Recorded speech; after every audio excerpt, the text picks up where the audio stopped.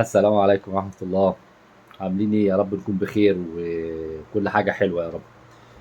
ودايما الدعاء لإخواتنا في غزة إن ربنا سبحانه وتعالى ينصرهم يعني، ويمدهم بالنصر والعزة، لأنه يستحقوا الحقيقة صمود غير عادي، ويستحقوا هذا النصر.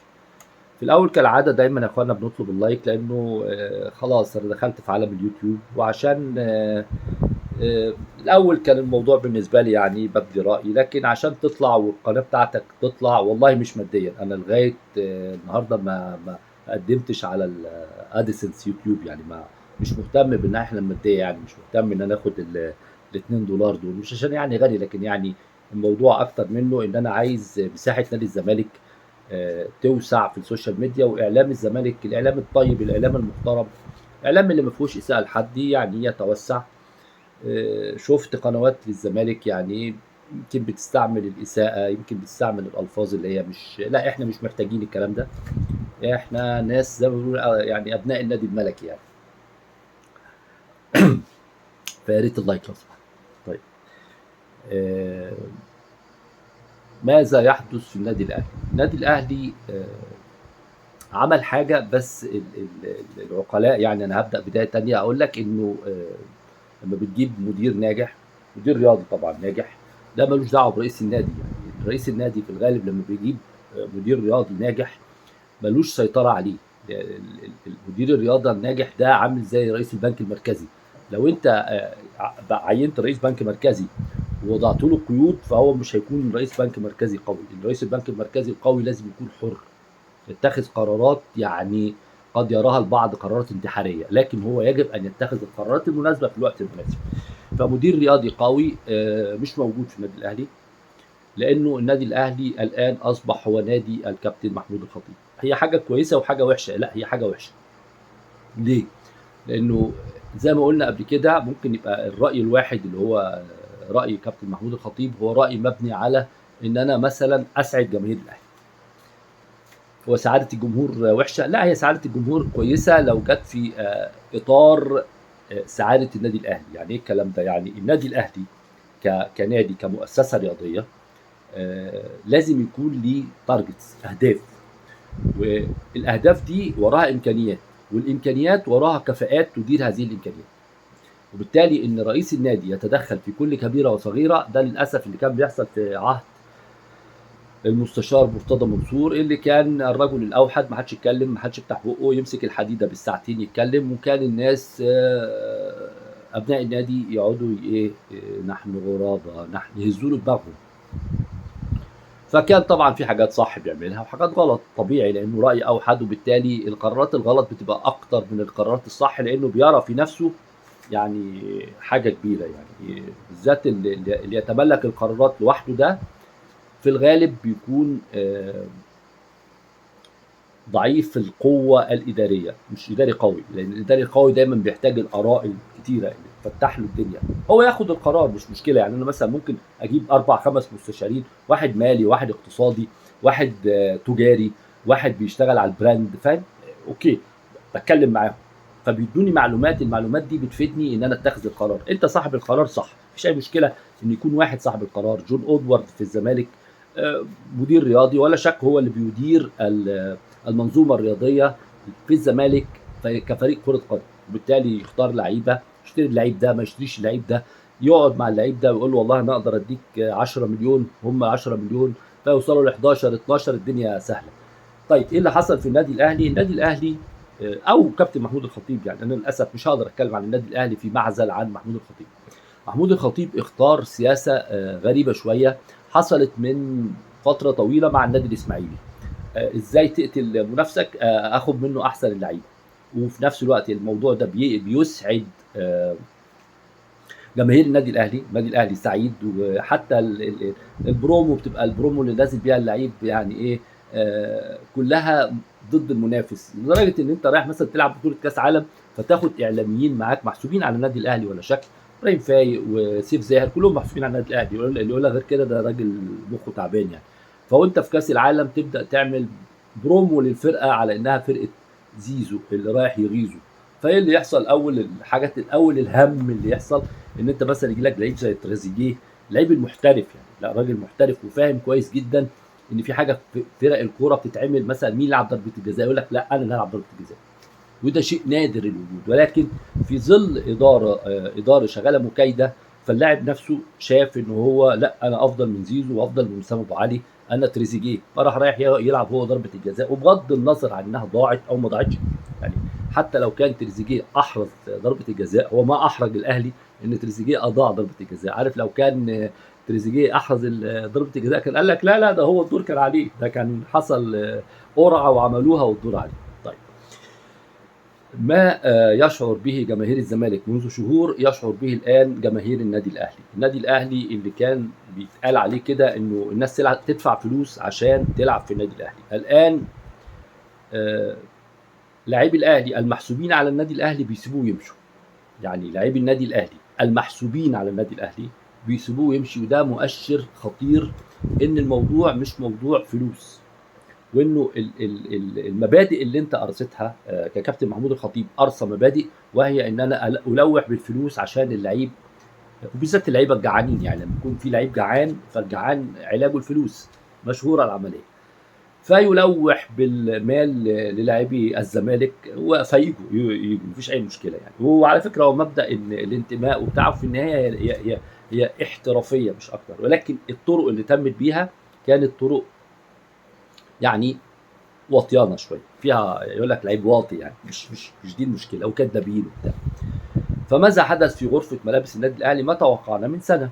اللي حصل في غرفه ملابس النادي الاهلي انه لاعبي الاهلي اللي عليهم نسر، اللي هم عندهم نسر بقى يعني، مش بوسن، لا لا لا لا، ده هو عليه نسر يعني، هو جواه اهلاوي حقيقي يعني. لاعبي النادي الاهلي المحترمين شافوا الكيل بمكيالين يعني. يعني شاف مثلا انه لعيب يجي من الزمالك اللي هو الفريق المنافس فياخد رقم فلكي. كان ساعتها امام عاشور لما جه الزمالك كان الكلام على 40 مليون وبينيفيتس وبتاع والحراق والمشطشط، وقبليه كهربا نفس الشيء ونفس القصه، والواد اللي هو يروح يبوس وبتاع. فلو يفهم اللعيب مثلا يشوف حال كهربا دلوقتي، فامام عاشور ما فهمش حال كهربا، ولكن امام عاشور كان مضطر ان هو يلاقي له نادي يعني. كان ممكن يروح بيراميدز بس هو اختار الاهلي، وده حقه قراره يعني. احنا بنقول عليه ان هو اخطا بس في معامله جماهير الزمالك لما احرز جول في الزمالك وجري وهيص وعمل وبتاع يعني. يعني لا تنسوا الفضل بينكم يا كابتن امام يعني كلت معانا لقمه عيش يعني، خليك فاكر. لكن هو مش على المستوى ده يعني، هو ثقافيا يعني اسالوا عيله صالح هيقولوا لكم كل حاجه عن امام عاشور. طيب وسام ابو علي، وسام ابو علي عمل لهم الصوره المشهوره جدا زي احمد عبد القادر لما حط التمثال احمر، وبدات الميديا اللي كان الاهلي بيستعملها عشان يكيد الزمالك، الميديا نفسها بتكيد الاهلي دلوقتي، وبتكيده بطرق يعني ايه، اجريسيف قوي، عنيفه. فاحمد عبد القادر يحط لهم تمثال عليه 3 بلالين بيض، 3 بلالين مش 4 يالا 3. هم مش عاملين حسام عبد المجيد ومحمد السيد، المكان مش هيبقى موجود فيه. انا بس عايز اقول لكم حاجه، حتى وسام ابو علي عايز يمشي. وسام ابو علي يقول لك اصل في عقده 29. بص لو لعيب عايز يمشي هيمشي، ده العقد بتاعه ممتد سنه 2175، لو عايز يمشي هيمشي. لو اللعيب عايز يمشي هيمشي، اسالوا زيزو هيمشي، في طرق يخليه يمشي. الاهلي طلب 10 مليون دولار، اللعيب هيجيب العرض والاهلي هيوافق عليه، واللعيب ده بره النادي الاهلي. وسام ابو علي السنه الجايه مش هيلعب في النادي الاهلي، انسى. الكاس المر زي ما بنقول، زي رامي ربيعه ما مشي، زي اكرم توفيق ما مشي. يا عم الناس رامي ربيعه واكرم توفيق العقد بتاعهم خلص، والتاني برضه هيمشي طالما انهم عايزين يمشوا. المهم خلاصه الكلام ان النادي الاهلي لم يعد هو الارض الخصبه التي يرغب فيها الناس، لا، عارفين كويس قوي ان النادي الاهلي بيستعمل اللعيبه دي في كيد. حتى زيزو بالك، حتى كابتن زيزو وابوه يعني في النهايه. زيزو دلوقتي ايه احساس زيزو وانت قاعد والكل باصص لك، وتريزيجيه بيبص لك بيقول لك هات الكوره دي يا ابني، انت رايح تلعب فين؟ وحقيقي احنا اولاد النادي يعني. انت زيزو، عمر زيزو ما هياخد مكان في النادي الاهلي، عمر امام عاشور ما هياخد مكان في النادي الاهلي. الناس دي عايزه فلوس، والاهلي بيديهم فلوس عشان الكيد.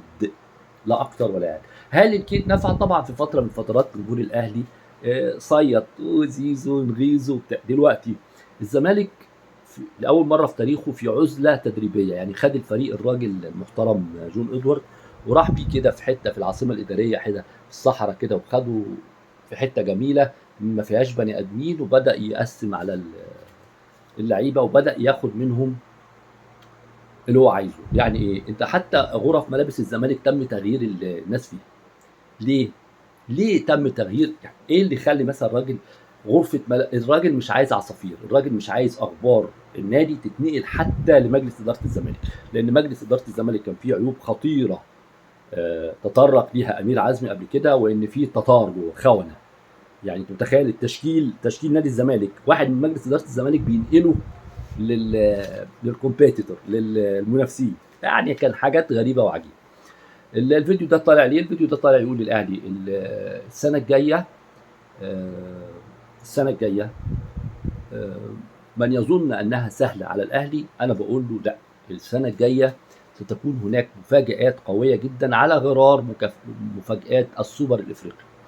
واللي كان اتفاجئ بالسوبر الافريقي وحتى السوبر المصري المباراه القويه اللي الزمالك لعبها ضد الاهلي في السوبر المصري، فهو مخطئ، لانه النادي الملكي هو نادي ملكي. يعني ممكن يتعب شويه، ممكن يعيا شويه. وانا بس بفكركم بحاجه، ان في اخر 5 سنين احسب البطولات هتلاقي ان الملكي مع الاهلي راس براس. يعني يمكن الاهلي اكتر بقرارات اداريه، يعني ممكن مثلا الاهلي يكون واخد دوري زياده، قرار اداري لسه ما اتحسبش، ولكن مش بعيد قوي كده، وما صرفناش المليارات الغير عاديه. يا اخوانا احنا بنفكر في لعيبه، انت بتتكلم مثلا في بن شرقي 100 مليون، تريزيجيه قول زيه 100 مليون، زيزو 110 مليون، حسين الشحات عشان يفضل عايز 70 مليون، شناوي عايز 50 مليون، الواد اسمه ايه بتاع خط النص بتاع الاهلي ده مروان عطيه عقده 7 مليون. بتتكلم مش هيلعب. بص، عقده ممتد لغايه سنه 2115، خليه هلعب بال 7 مليون. بال 7 مليون اللي هم، بص، عقد زيزو لو انت حسبته، لو انا دلوقتي مروان عطيه، عارف انا افكر ازاي؟ اقول لك عقد زيزو ب 100 مليون، 110 مليون، وابوه واخد 45 مليون ولا 30 مليون ولا 40 مليون، يعني عقد زيزو ب 150 مليون. احنا هنلعب في البطولات كلها 50 ماتش في السنه، يعني كل ماتش 3 مليون جنيه، وانا باخد 7 مليون جنيه في السنه. يعني زيزو يلعب ماتشين ويبدل بعد ربع ساعه في الماتش الثالث ياخد قدي، وانا العب سنه، وانا بجري قد زيزو 500 مره، وانا اسمي مروان عطيه، وانا ممكن العب في بيراميدز واخد 70 مليون في بيراميدز. بيراميدز ممكن يدفع المبلغ ده، ولو رحت الزمالك هيدوني 20 مليون، واكيد الناس واعمل ومش عارف ايه. فكل اللي بنقوله ان غرفه ملابس النادي الاهلي تم تدميرها بنجاح بسوء اداره من رجل خريج معهد التعاون. يعني يا اخوانا لما اقول خريج معهد التعاون، يعني انا لو بقول لكم مثلا كابتن محمود الخطيب ده دكتور اسنان، يعني ليس له في الاداره، لكن راجل شاطر دكتور اسنان. فمعهد التعاون لا يؤهله لاداره نادي عريق كالنادي الاهلي. ممكن يؤهله ان هو يبقى كياد، يكيد واديله زيزو وهات له نغيزو وامام عاشور الحراق والكهرباء المشطشط. كل ده يا اخوانا لا يقيم فريق بحجم النادي الاهلي. فريق من سنتين كانت نتائجه افضل 100 مره مما يحدث الان. فريق بدا يخسر احب البطولات اليه، فريق بيكسب الدوري بقرار اداري. فكل ده لا يصب نهائي في مصلحه النادي الاهلي. كابتن محمود الخطيب اساء كثيرا للنادي الاهلي، اساء للعلاقات اللي بينه وبين الزمالك، اساء حتى لجماهير النادي الاهلي لما جاب لهم معلش يعني خونه الزمالك وجعانين الزمالك وواطيين الزمالك، حطهم في الفريق، دمروا الفريق وجعلوا فريق النادي الاهلي جواه كده كانتونات خيانات، فاهم؟ بقت النادي الاهلي بقى فيدرالي، عارف ايه؟ حته الزمالك، حته الاسماعيلي، حته البتاع. فللاسف الشديد في النهايه، مش للاسف الشديد، في النهايه المكسب الحقيقي ان كل ما تيجي فرصه للزمالك يدي فريق الاهلي لعيبه بس يكسب فيهم. يعني لو مثلا في عرض ان هم يعملوا عقد حسام عبد المجيد في 2 مليون دولار شرط جزائي، وحسام عبد المجيد الاهلي ياخده ب 2 مليون، روح وديه انت بنفسك. ليه؟ لان كل ما زاد عدد لاعبي الملكي في النادي الاهلي كل ما انهار النادي الاهلي تماما. ليام بينا يعني كابتن محمود الخطيب الآن لا يسيطر على نصف فريق الأهلي، ليس له أي سيطرة حقيقية على نصف فريق، حتى لو قال لمحمد يوسف خليك عنيف، عنيف مع مين؟ مع الحراقين والمشطشطين؟ مش هينفع يبقى حريف، مش هينفع يجي مثلا على لعيب زي تريزيجيه لما خد ضربة الجزاء وقرر يلعبها ان هو يخصم منه مثلا كام من راتبه 10 مليون جنيه مثلا، يعني عشان عمل حاجه زي كده، او ربع العقد زي ما بيقولوا، ولا يستطيع ان هو يخصم منه جنيه، ما يقدرش يلومه، فاهم؟ ولو حصل حاجه هتبقى حاجه اعلاميه الغرض منها الاعلام، ولكن بينهم وبين اللاعبين يعلموا تماما ان لاعبي النادي الاهلي الان اقوى من اداره الاهلي، واداره الاهلي اليوم هي في اضعف مراحلها في تاريخ النادي الاهلي على الاطلاق. النادي الاهلي كان يملك اداره قويه، الان ابشركم ان النادي الاهلي اصبح ادارته هي اداره للاعبين فقط، يدي ده قد ده، وبعدين امام عاشور يقول له لا ايه ده، ده بياخد 110 انا عايز 120، تريزيجيه يروح قايل لهم لا لا لا لا ده كده قربوا لي انا عايز 50 زياده، الشناوي يقول لهم إيه ازاي ده الزمالك عارض عليا 50 مليون، يروح رايح، والزمالك سحب فريقه وراح على العاصمه الاداريه بشباب صغير، سيذيق الاهلي واللي بينا، سيذيق الاهلي مراره الاموال الضائعه. صباح الفل.